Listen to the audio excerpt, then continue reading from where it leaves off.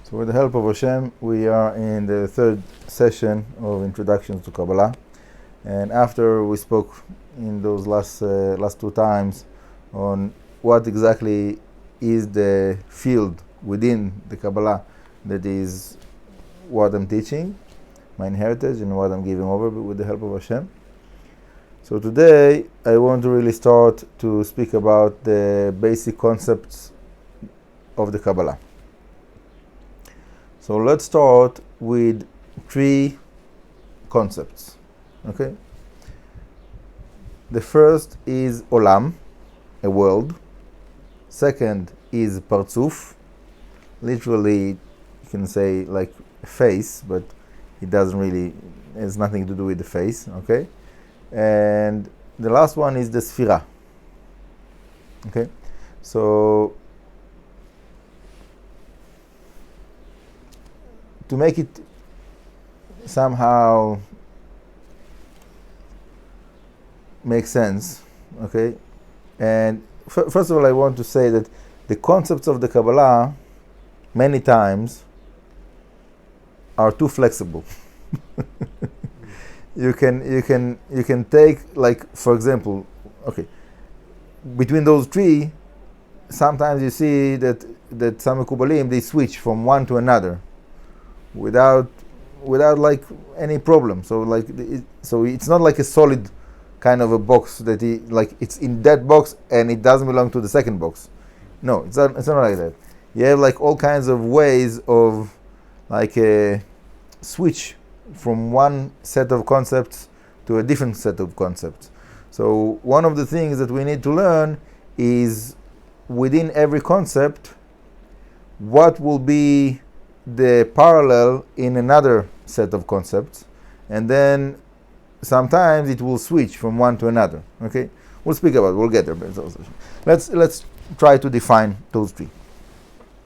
So to make it a parable for that, my example is that you have a building,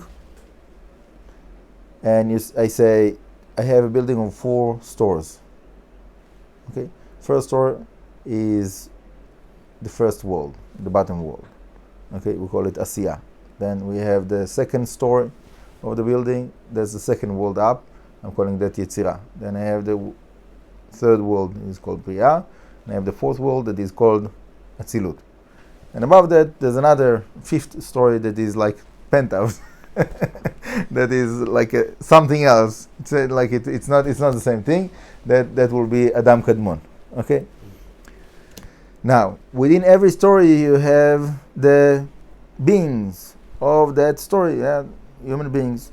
Okay, so we have the people that are living in the first story, so that will be the Partzufim of the Asiyah, the family that lives in the world of the Asiyah. You have the second story. You have also same kind of beings, but they are living in the world same like above higher level, right? So that will be the Partzuf. The beings will be the Partzufim that are within the world. And within the Partzufim, you have the Sefirot. So let's say the parts of the person, human being, that will be the Sefirot. Yeah? So right arm, left arm, head, toe, whatever it is. Okay. Now, when we speak about worlds, simple understanding, you have or 4 if you ignore the Adam Kadmon, or 5 worlds. Okay?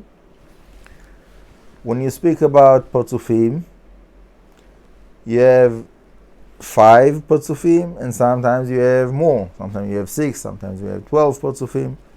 So there's a flexibility of what kind of a structure of Partzufim you're talking about. When you're talking about the Sefirot, so everybody knows there's 10 Sefirot, but when you start to research what are the 10 Sefirot, so then you understand that really there's 11. You have Keter, Chokhmah, Binah, Da'at, Chesed, Gvura, Tiferet, Netzach, Hod, Yesod, Malchut. 11. Okay, but we have a problem that the Sefer Yetzirah, which is one of the fundamentals of the Kabbalah is starting with 10 and not 9, 10 and not 11. So you can't say 11 Sefirot, you must say there's 10 Sefirot. That's a given. But I count 11. So again, you have flexibility here. So within the 11, you have one that you need to say, I don't count this Sefirah for a certain reason. So sometimes you will ignore the Keter and you will start the 10 Sefirot by the Chokhmah. Sometimes you will count the Keter, but you will ignore the Dat. Why to ignore the Dat? Because really the Dat is not the real Sefirah, it's a connection between the Chokhmah and the Binah. And sometimes you won't count the Malchut. Why you will not count the Malchut? Because you can say that the Malchut sometimes is a different Partzuf for its own. So you don't count it as the 10 Sefirot of that Partzuf. Okay. So that's my point. When you're coming to learn Kabbalah, one of the necessities is to increase the flexibility of how you relate to concepts. Okay? We have to get the concept, but not to be too tight on it has to be like that. Like the frame sometimes is moving. Okay? And that makes a big difficulty for many people to approach Kabbalah, because they think they understand something and then they read something that breaks their previous understanding. So then they say, so I didn't understand right, so why do I go forward? I need to go backwards. And then, they lose their patience and they close the book. And that's something that is happening quite often. I know many people that, they felt that like that doesn't make sense. There's too many contradictions. Okay. So my answer is that it's not about contradictions. You don't have to get frustrated when things looks like a contradiction. Okay.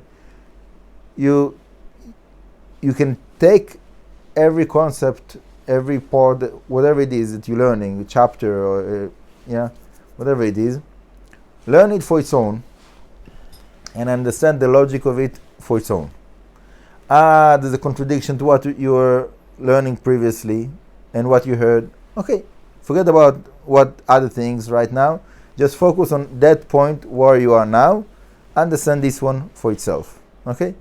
So you have the understanding of each part for itself. Then later on within the down the road with your learning, so you can fit things together and see how things are coming together. But to begin with, many times it's a very, very difficult to put those different concepts together. Okay.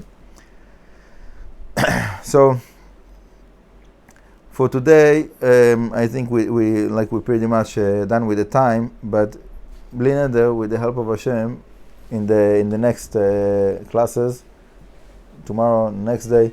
So I want to go back to those three divisions: worlds, Partzufim, and Sefirot, and to see the different structures between them, and try to define a little bit the differences.